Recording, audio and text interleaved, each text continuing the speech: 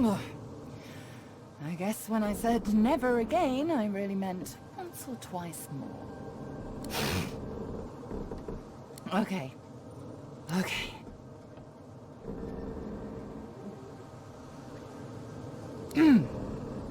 Okay.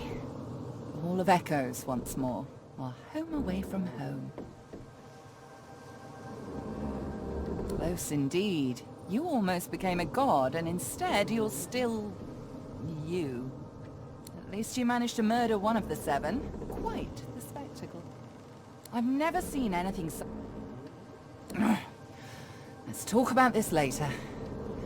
I need to rest. We've still one big jump to go, but... it'll have to wait. She casts her gaze around, taking in the streaming bluish ether. She breathes a deep, ragged breath. At least, it's quite beautiful here, isn't it? I'm going to take a rest, sort myself out. I suggest you do the same. Speak to the ship if you need me. She'll know where to find me. This may be your last bit of respite before the storm blows in again, Godwoken. Enjoy it. You deserve that much.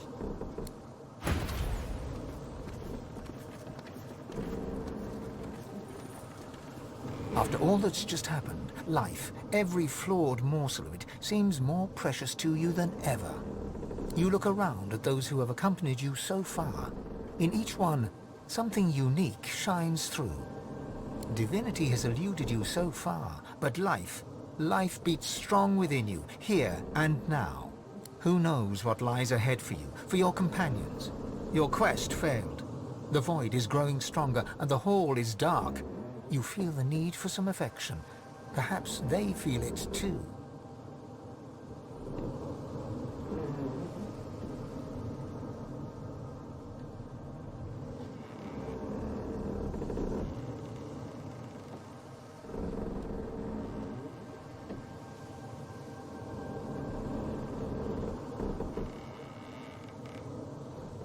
Know me? I believe we know each other rather well at this point. Indeed, I have made many notes on the major events in your life, and I believe personally observed many more. In fact... Fane stops as he sees the look in your eyes, somewhere between annoyance, amusement, and affection. Oh, to know me? Scripturally? I mean, I rather wish, yes. Yes, I think I would like that very much. As you move to go below decks, the live wood creaks and groans. The steps you thought you knew lead you to a part of the ship you've never seen before. A newly carved nook that smells of resin and wood chips. Touching the wall beneath your fingers, the live wood hums at your touch. You understand that the Lady Vengeance has carved this space for you in gratitude for your help.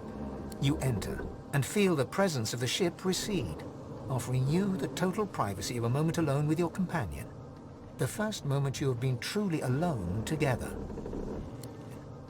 The air between you cracks and shimmers with sauce. Despite everything that's happened, you allow yourself to enjoy a moment of peace. So, what exactly did you have in mind?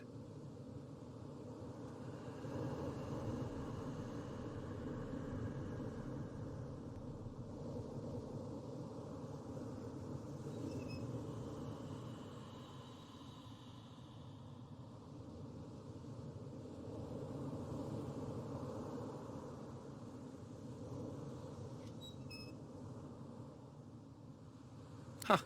Is that all I can be now? Don't misunderstand. I enjoy your company. I enjoy it very much. It's just... I feel... nothing. Neither the strength of your hand nor the warmth of your touch.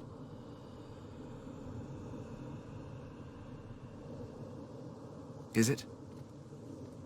I would have accepted that once, but now... now that I know you, I think there might be a way. A way we could be intimate. But it requires absolute trust. In truth, I never dreamed I would have the opportunity amongst your kind. But, well, perhaps I was wrong. You've helped me more than you know. You've opened my eyes to the merits of this world, if you'll pardon the expression. This land is so much more than a wasteland to explore. Its people more than specimens to be studied. My life is more than my obsession. At least, with you it could be. This notion of mine is not without risk, but do you trust me? And I trust you, with more than my life. Fane reaches out his hand. Fane bows his head, and Source starts to swirl around his bones. It outlines him in a green glow, shimmering about him as if his spirit was stepping out of his body. Take me. Just a bit. Just enough. Your vision starts to blur as his source trickles into your body. This will work much better if you close your eyes. Please. You close your eyes, and the world around you disappears, but a new one takes its place. You're surrounded by rows of angular stone shelves, each one packed full of books. You're standing in the academy, but where you saw a cold, broken ruin, this place feels warm and welcoming. It feels like home. You reach out to one of the cases when there's a cough behind you. You can grab me all you like, mortal, but a man's books? Is nothing sacred? You turn and see Fane. Not a skeleton, not a mask, not some shadowy hooded figure. You see Fane. He's leaning against a desk, a four-headed staff in his hand. His bluish-grey skin shimmers in the gentle light of the library. He walks over to you with slow, smooth steps, his staff clicking sharply against the stone. As he gets closer, you can see his eyes, which look black from a distance, are actually filled with tiny points of light. It's like gazing into the cosmos. So, where were we?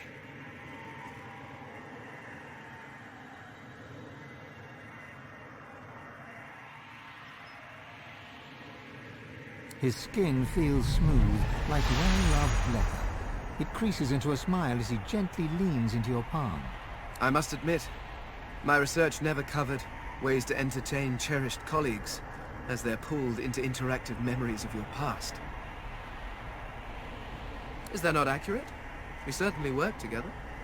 I suppose, given all that we've been through, friends would also appropriate nomenclature.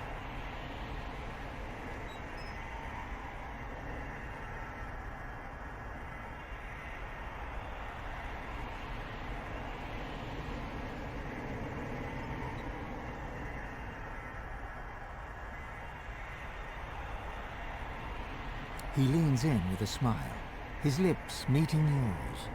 He steps forward, taking you in his arms. Your hands run down his chest, across silken robes. He smiles shyly as you break off the kiss, but you notice a look in his eyes. Perhaps you would prefer something else. I could find a mask if you would feel more comfortable looking at one of your own kind.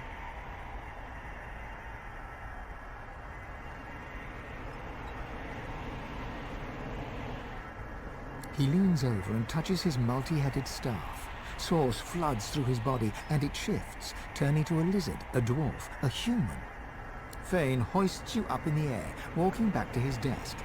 He lands heavily against the desk, sending immaculate piles of paper flying across the floor. He pulls you on top of him with a grin. His heart races where your hands press down on his chest, and you can feel him growing, not just where you'd expect, but everywhere. His body seems to move and change to your pleasure, but all you can see are his eyes, a kaleidoscope of darkness and light, like the universe staring up at you. They draw you in, and as you press down on his body, you can feel yourself twisting, falling into those eyes, falling into infinity.